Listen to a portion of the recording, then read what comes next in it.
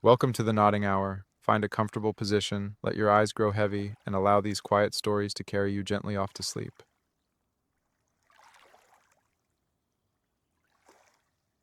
The dock extends out over the water in a straight line from the bank, its boards gray and weathered, and slightly uneven underfoot, each one a slightly different shade of silver from years of exposure to water and weather, and the particular quality of light that comes off a lake in the early morning. The end of the dock is perhaps 15 meters from the bank. A low wooden chair sits there, positioned to face the open water, and this is where you are sitting now, in the very early morning, before the light has fully decided what it is going to be. The sky above the lake is a pale gray blue, the color of something that has not yet made up its mind. Not dark, that was an hour ago, when the darkness was still complete and the stars were still present and the lake was invisible below them. Just a sound and a presence and a smell.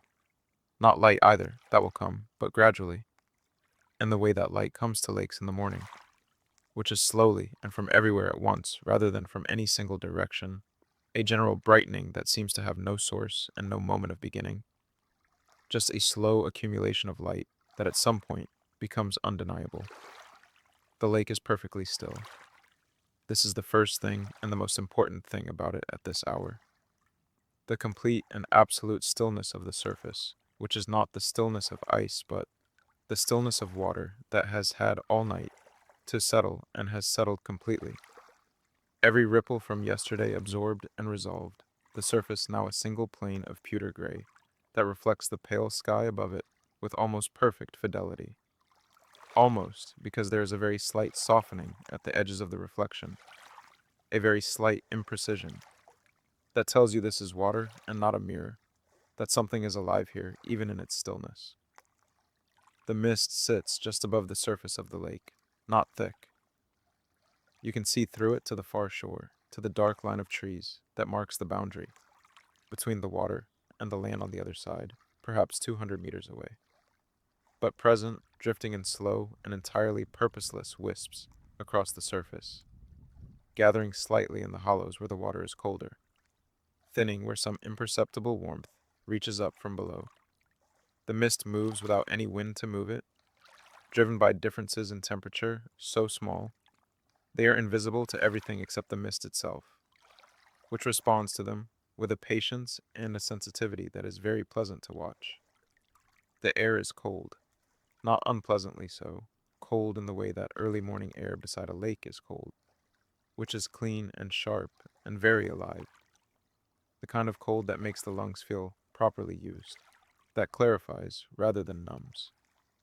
The hands around the coffee cup feel the cold on their backs and the warmth on their palms, the two temperatures existing simultaneously, which is very specifically the feeling of sitting beside a still lake in the early morning with a warm cup. The coffee. The cup is ceramic, slightly rough on the outside where the glaze has a texture, smooth on the inside, heavy in the hands in a way that is reassuring. The coffee is strong and slightly bitter and very hot, the steam from it rising in a thin thread that immediately disperses into the cold air above the cup. The first sip is very good. The warmth of it moves down and spreads outward, and the hands tighten very slightly around the cup in response, drawing more warmth from the ceramic. The dock beneath you. The boards creak very slightly when you shift your weight. A soft sound, a domestic sound. The sound of wood that has been doing this for many years, and is comfortable with it. That knows the particular language of expansion and contraction, of wet and dry, of the weight of people sitting on it in various weathers at various hours for whatever reasons bring people to the ends of docks in the early morning. The water below the dock is visible through the gaps between the boards, dark and very still. The underside of the dock reflected in it in dim and broken fragments. A bird calls from somewhere in the trees on the far shore. A single note, clear and unhurried, neither asking nor answering anything in particular.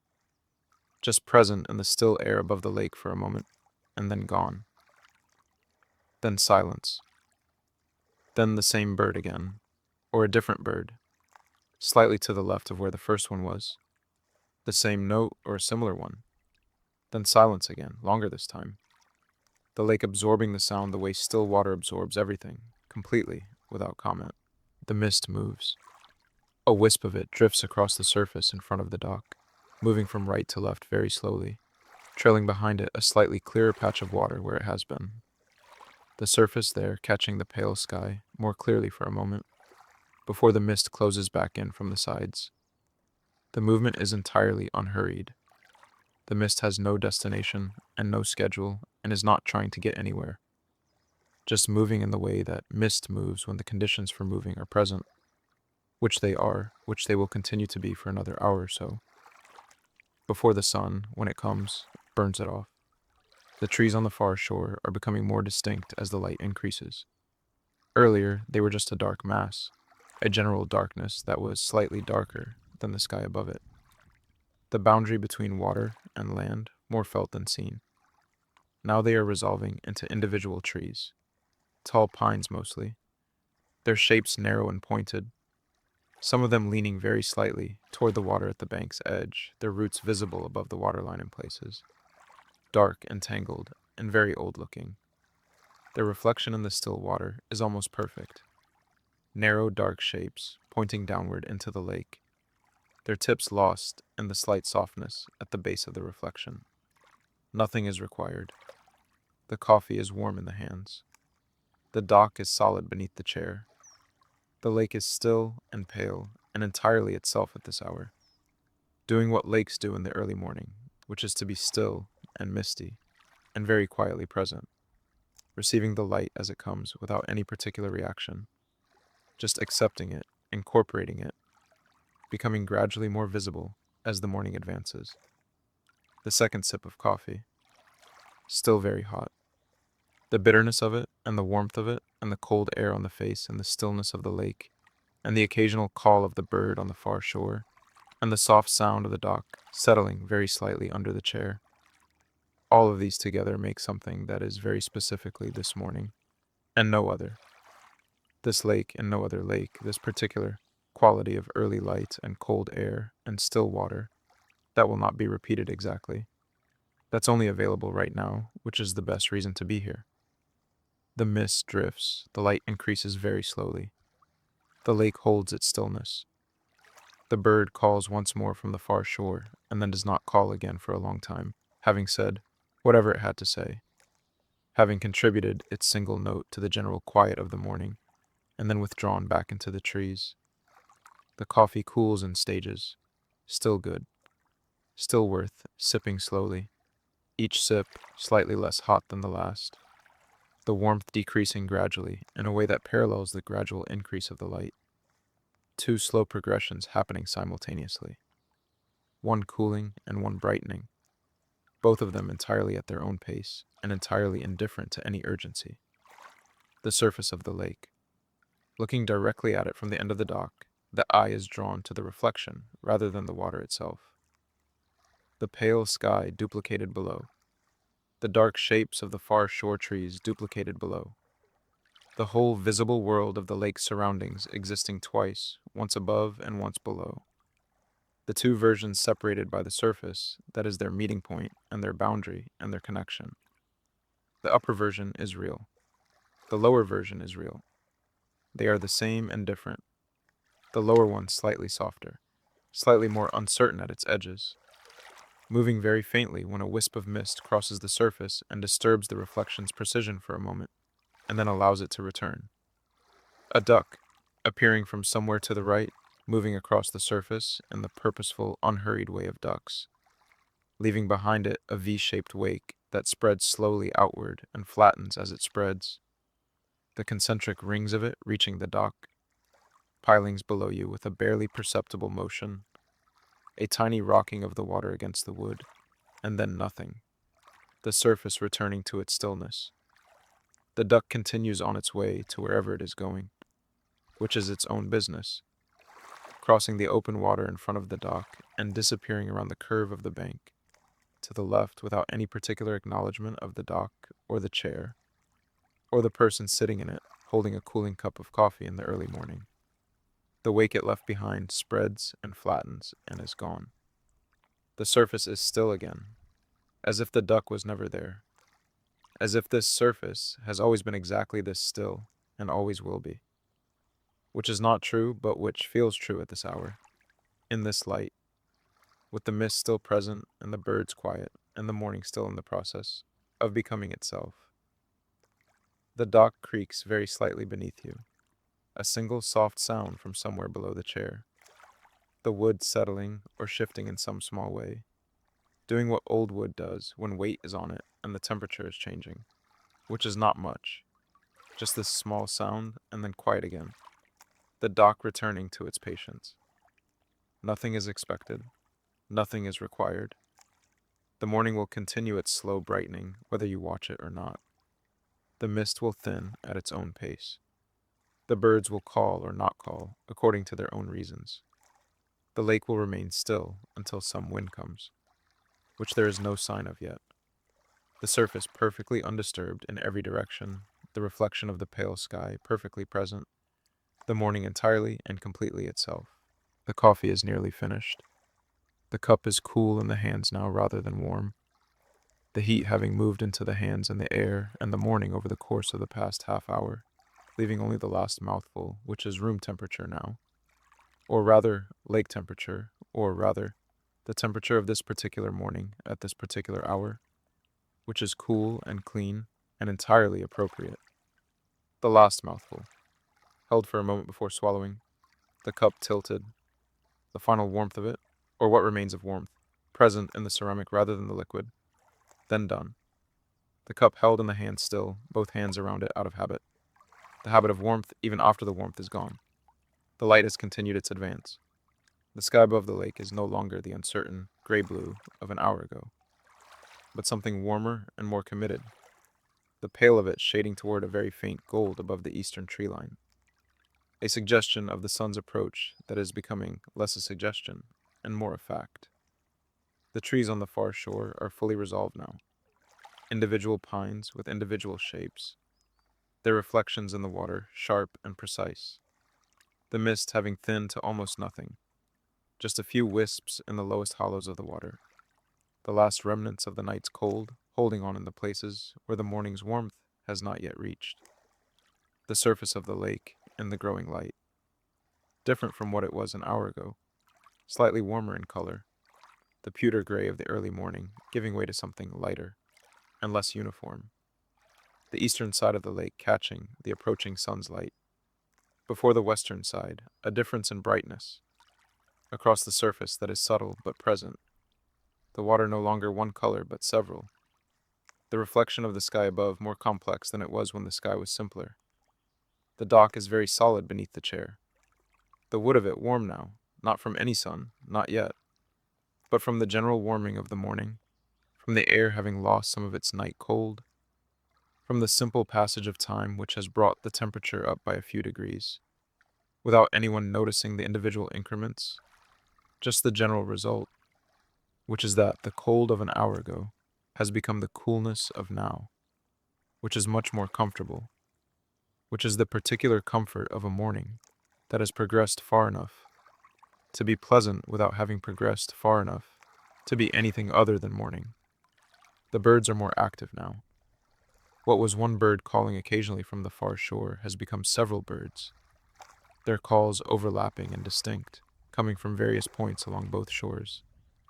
The sound of the lake having changed from the near silence of very early morning to something more inhabited, more alive.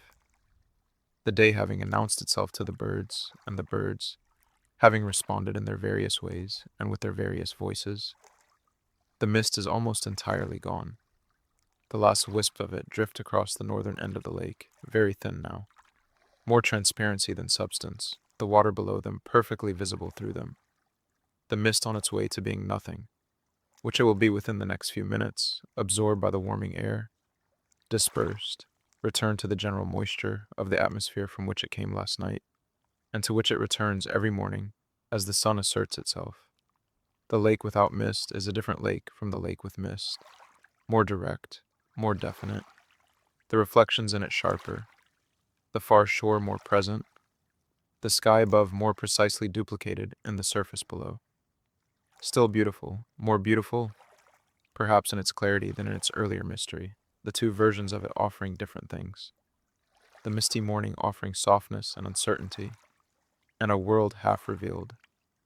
The clear morning offering precision and presence, and a world fully available. The chair on the dock, the empty cup in the hands, the lake clearing itself of mist, the birds beginning their morning in earnest, the light continuing its slow and entirely reliable increase, doing what light does every morning beside every lake everywhere, which is to come, which is to transform, which is to make the world gradually more visible without making any particular announcement about it. Just doing it, just continuing, just being light, which is enough, which is more than enough, which is everything. The morning has arrived, not with any particular moment of arrival, no single instant when it went from not morning to morning, but gradually, by accumulation, by the slow addition of light and warmth and bird sound, and the thinning of mist, and the clearing of the water, and the warming of the air, all of it together constituting something that is undeniably and completely the morning now, which is what it has been becoming since before you sat down on this dock, which is what it always becomes, which is very good.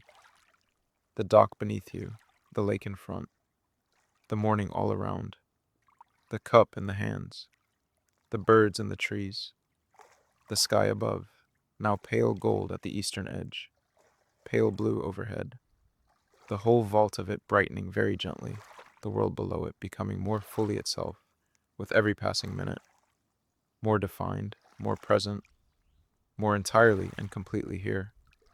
Nothing required, nothing expected. Just this morning, this lake, this dock, this light, this slow and patient and entirely sufficient beginning of a day, besides still water.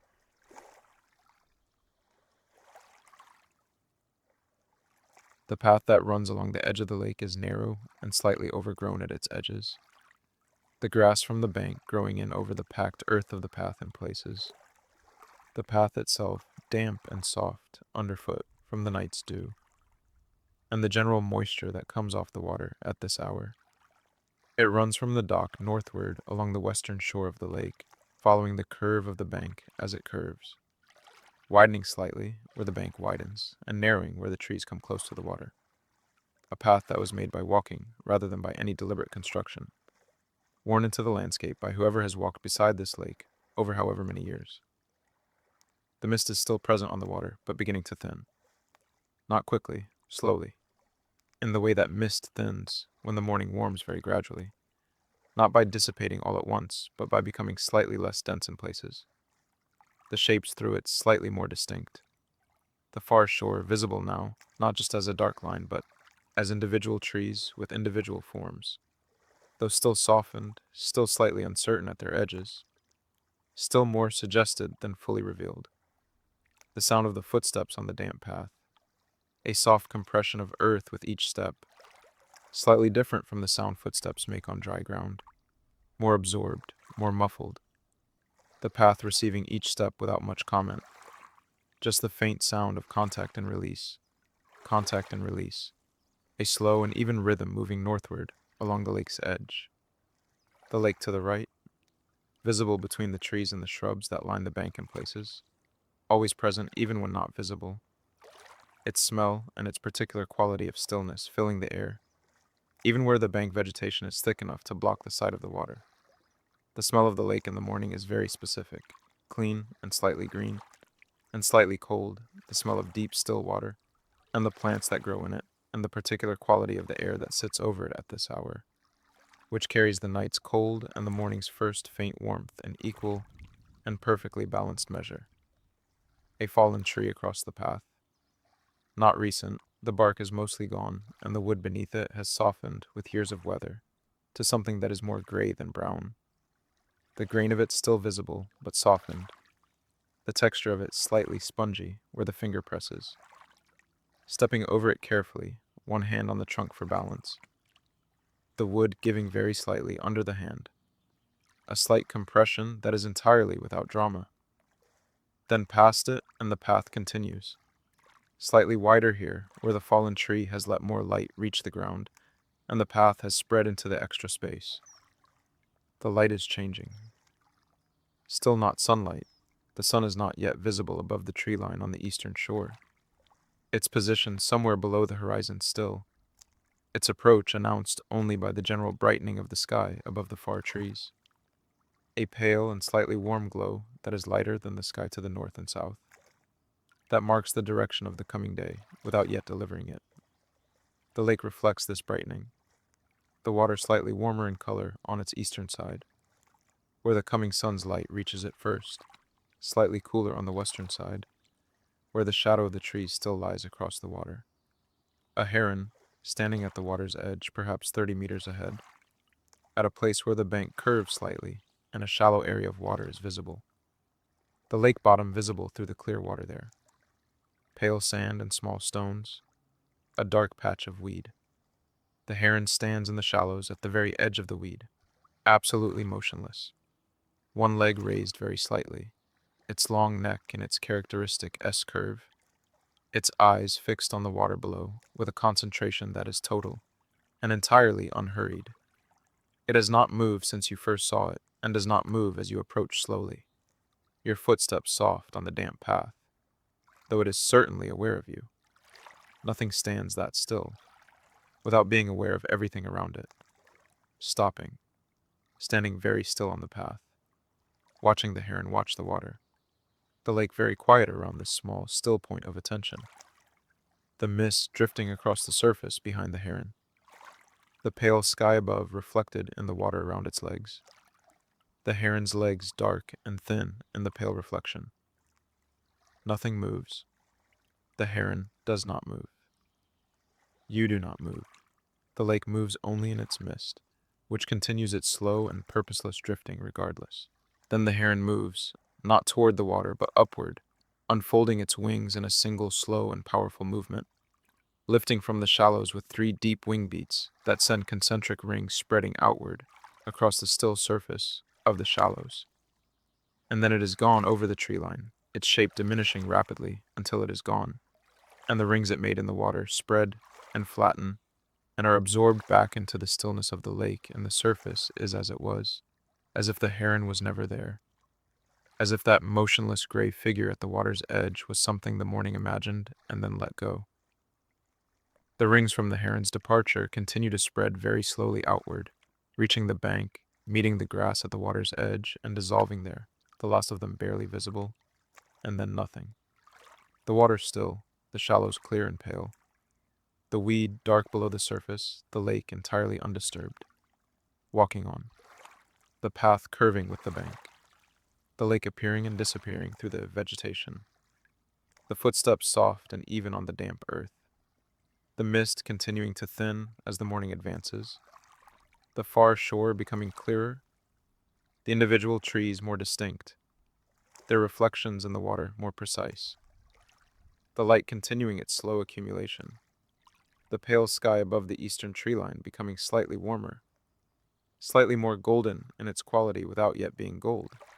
Still pale, still uncertain, but moving in a direction. The path widens into a small clearing where the bank opens up and the lake is fully visible. No trees between the path and the water, just a short stretch of grass running down to the bank's edge and then the water itself. Still and pale and very wide from this angle. The far shore distant enough that the individual trees have resolved back into a general darkness. The mist lying across the middle distance in a low band that softens everything behind it. Standing in the clearing, the coffee long finished. The cup in the hand still, its ceramic cool now, the warmth entirely gone. The lake very wide in front, the morning very quiet around it. The bird calls that punctuated the earlier part of the walk having ceased, or moved further away, or become part of the general background of the morning in a way that makes them no longer distinct from it. The clearing is very still.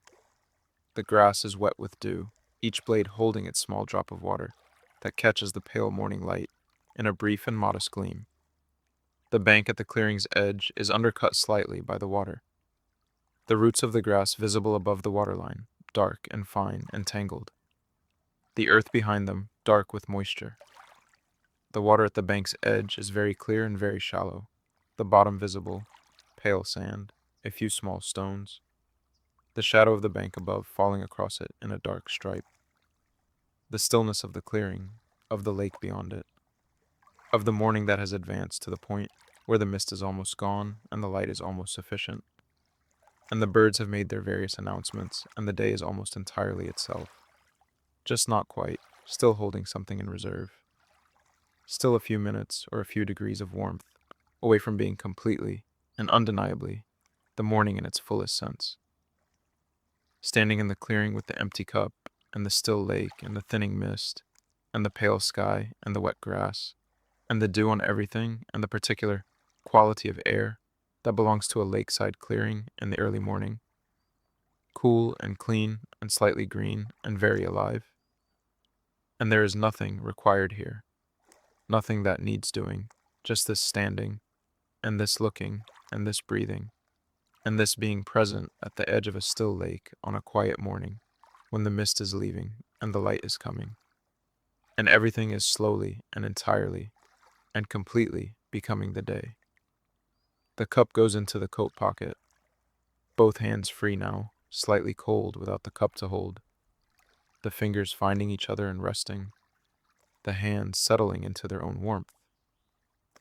The clearing around you very still, the lake very still, the morning very still, or still enough, or still in the way that mornings beside lakes are still, which is not the absence of everything, but the presence of only the small and quiet things, the things that belong here, the things that have always been here and will continue to be here, long after the morning has become the afternoon, and the afternoon has become the evening, and the evening has become another night, beside this particular lake, in this particular valley.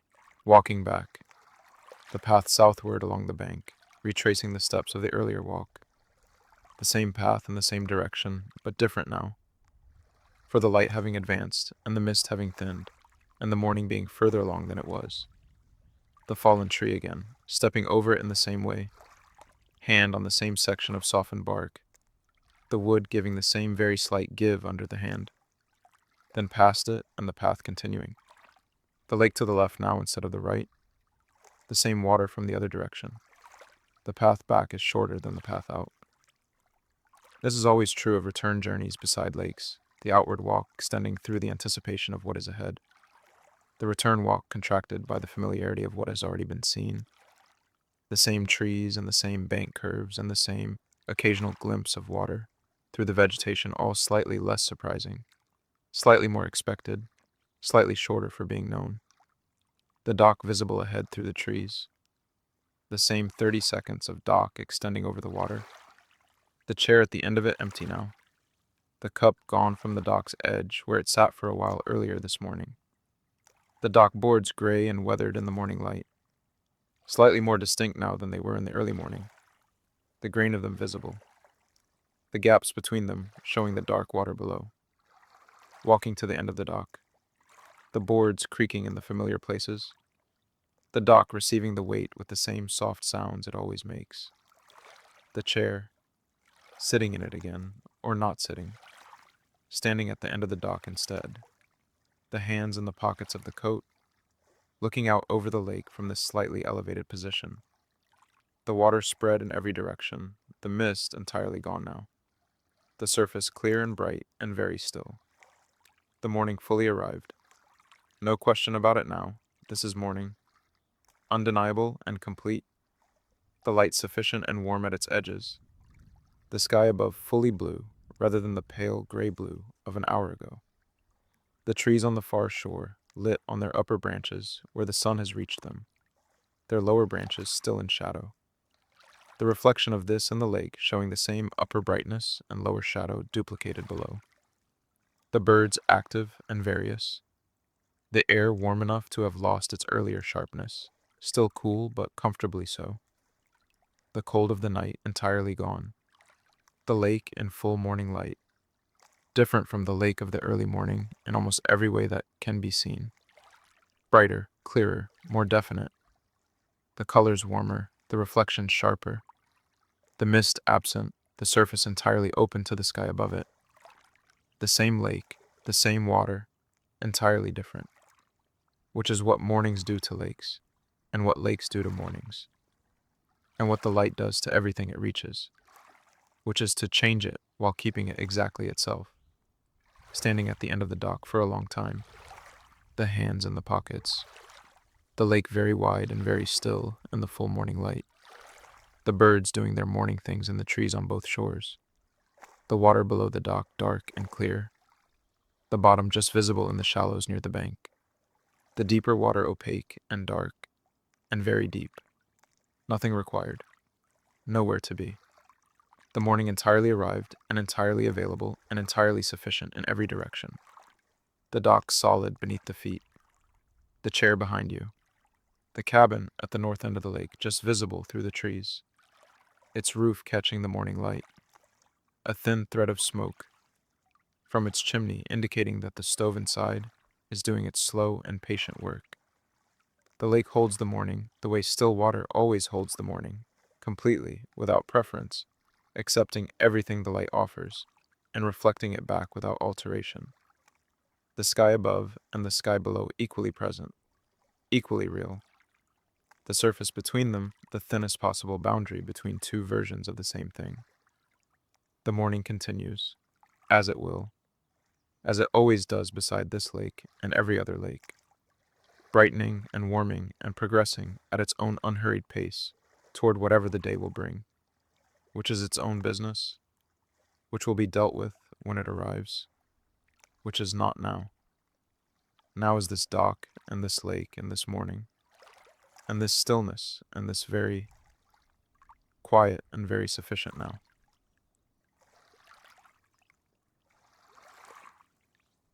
The cabin sits at the north end of the lake, set back from the bank by perhaps 20 meters. The trees between it and the water thin enough that the lake is visible from the cabin's single front window, a rectangle of water and sky framed by dark trunks and branches. It is an old cabin, the logs of its walls darkened with years of weather, the gaps between them filled with something that has also darkened over time, the roof of it low and slightly asymmetrical, the work of hands rather than machines. A porch across the front, its boards worn smooth, two chairs on it facing the lake, a small table between them, a woodpile against the side wall, its logs stacked with care, covered by a piece of corrugated metal that keeps the worst of the weather off. The evening has come slowly to the lake. The afternoon light, which was clear and direct for a few hours after the mist burned off, has softened into something more oblique. The sun now low enough that its light comes through the trees on the western shore at a long angle, reaching the water in golden strips between the shadows of the trunks. The lake surface in those strips, warm and slightly amber. The surface and the shadows cool and blue-gray. The two colors lying beside each other in long parallel bands across the water. The cabin is warm inside. The stove in the corner has been burning since mid-afternoon. A small cast iron stove, its surface dark and slightly rough, its door closed, the fire inside visible through the small glass panel in the door as a shifting orange presence, steady and self-sufficient.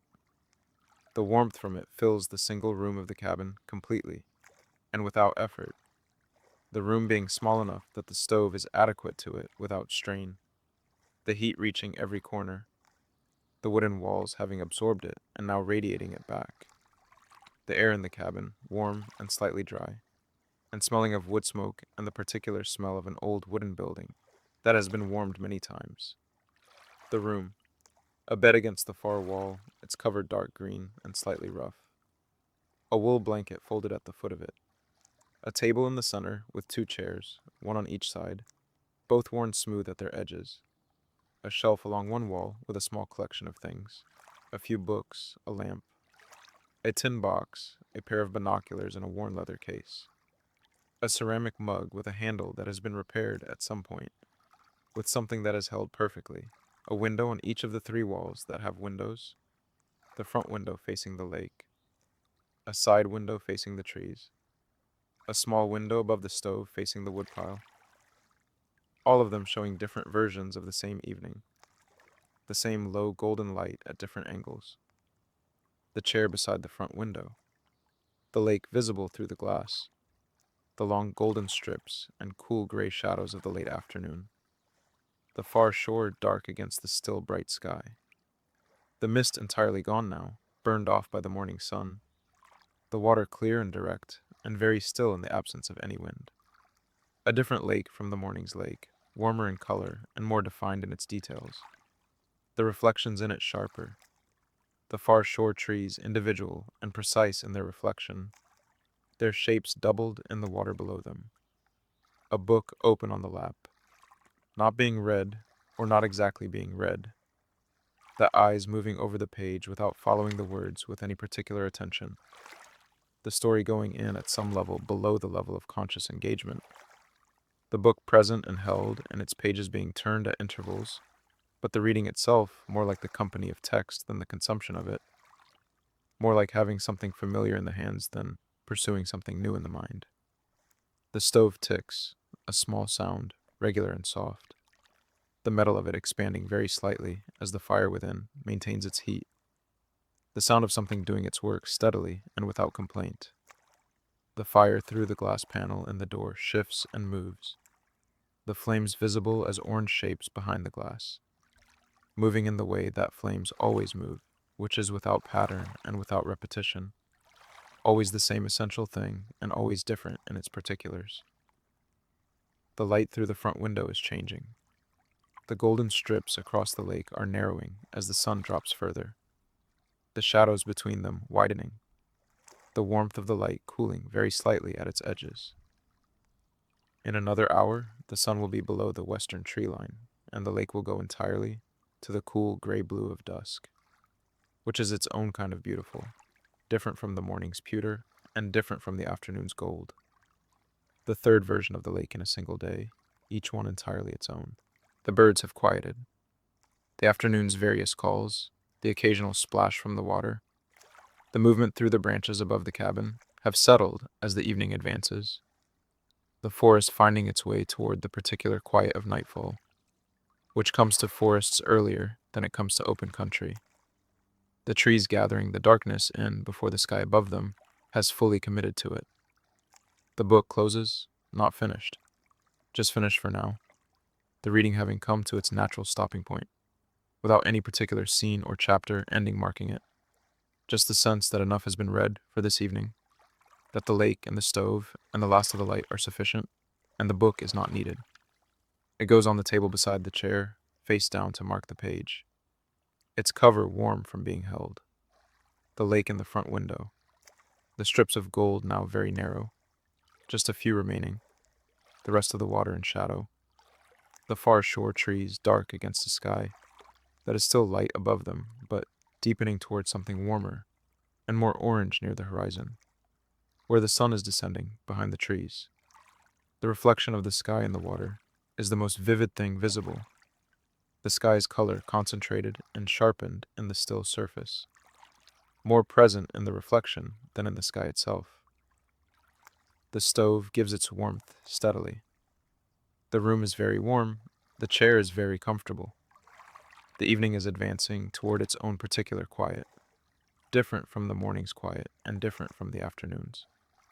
The quiet of a day that has been fully lived and is now completing itself, in the way that days complete themselves beside lakes, slowly, without hurry, with a kind of completeness that requires nothing to be added or changed. The last strip of gold on the lake narrows and disappears. The water goes entirely to shadow, a uniform gray-blue that is very calm and very wide and very still. The sky above the far shore holds its orange for a few minutes longer, a warm band of color above the dark tree line. The last evidence of the day, burning down very slowly. The stove ticks, the fire through its glass panel shifts and glows. The room is warm. The lake is still and gray-blue in the window. The cabin holds everything, the warmth and the wood smell, and the old furniture and the last of the day's light coming through the glass, with the patient competence of something that has been doing this for a very long time. The sky above the far shore loses its orange, goes to a pale and fading green for a few minutes, then to gray. The lake below it goes darker. the distinction between water and sky becoming less clear, the far shore trees becoming less distinct, the surface of the water and the surface of the sky, merging at the horizon into a single darkness that is very quiet, and very wide, and very gently present. The first star.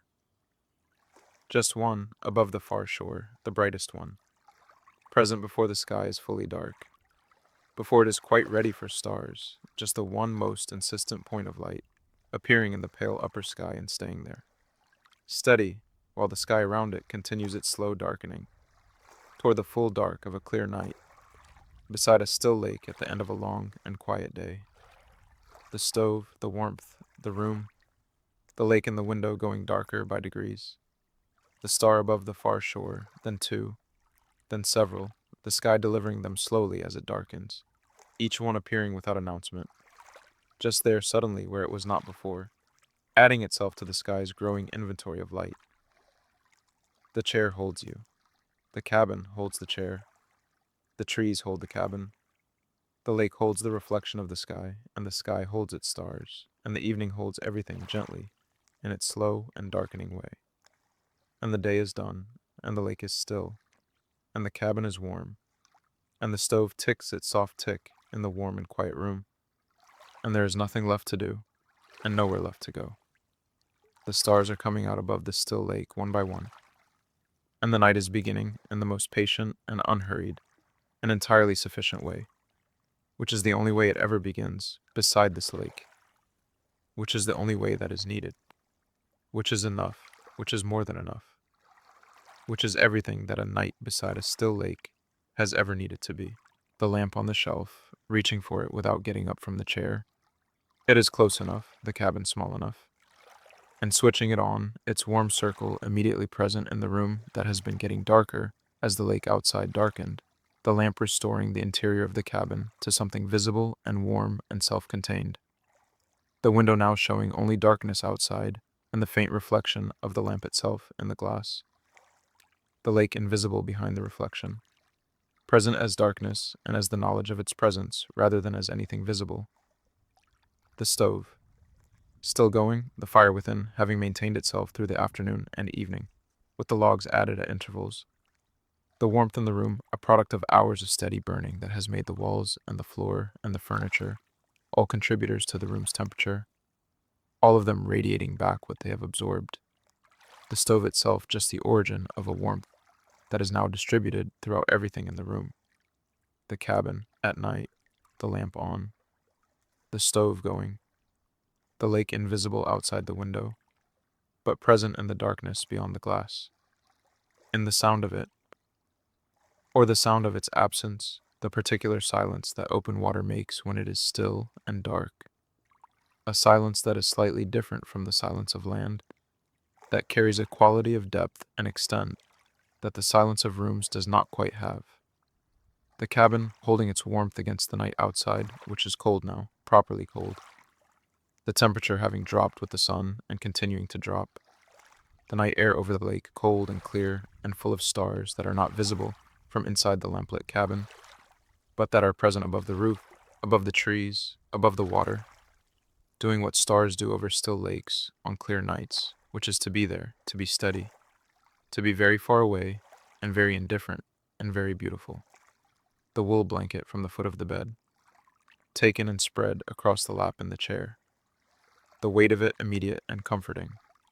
The wool slightly rough against the hands, warm from having been folded in the warm cabin all day. The chair with the blanket is warmer than the chair without the blanket, in a way that the stove alone does not account for.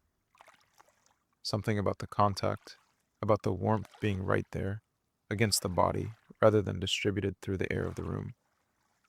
Something more direct and more personal about the warmth of a blanket on the lap, in a wooden chair, in a warm cabin at the end of a long day. The book still on the table where it was left, not reached for. The evening having moved past the phase where reading is what it is, into something simpler and more just, the being here. Just the chair and the blanket and the lamp and the stove and the dark window and the lake beyond it and the stars above the lake and the night settling in around the cabin with the patience and the thoroughness that nights in this particular valley always settle in, which is quietly, which is completely, which is with a kind of permanent presence that makes the morning feel very far away and entirely beside the point. The stove ticks its tick, the lamp holds its circle, the blanket is warm on the lap, the dark window holds its reflection of the lamp, that small warm oval of light duplicated in the glass. The real lamp and its reflection existing simultaneously, both of them equally present in the cabin, equally warm in their different ways. The real one giving actual light, and the reflected one giving the knowledge that there is light behind you when you look at the dark window, which amounts to the same thing. The lake is out there, behind the dark glass, behind the reflection of the lamp, behind the trees and the bank, and the dock, and the morning's dock chair, and the path along the shore, and the clearing where the heron stood, and the fallen tree, and all the various particular things that make this lake itself, and no other lake. The lake is very still out there in the dark. The stars are in it, reflected in its still surface, the same stars that are above it, duplicated below it. The sky above and the sky below. The water between them holding both with perfect equanimity. The body in the chair is very heavy, not uncomfortably so, just the honest heaviness of a body at the end of a long day that began before the light, that has been outside in the cold morning air, and walked along the lakeshore, and sat in the clearing, and returned to the dock, and come to the cabin, and sat beside the stove through the afternoon, and watched the evening come, and the light go, and the stars appear, and the night arrive. A full day, a slow day, a day entirely sufficient to itself.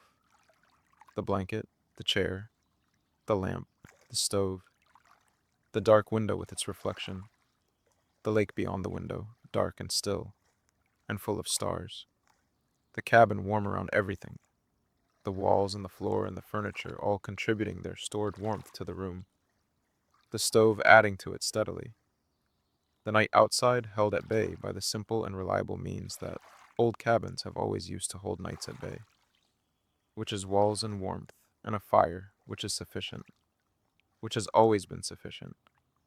The eyes are heavy, the breath is slow, the blanket is warm, the stove ticks, the lamp holds its light, the lake is dark and still outside, and the stars are in it, and the night is completely and entirely here, and the cabin is warm, and the chair is holding you, and the day is done, and the lake is still, and the night will hold everything until morning, which will come slowly, which will bring the mist back to the surface of the water, and the birds back to the trees, and the light back to the sky, and the morning back to the dock, where it will begin again, quietly, without hurry, the way mornings beside this lake always begin. But that is morning, that is very far away.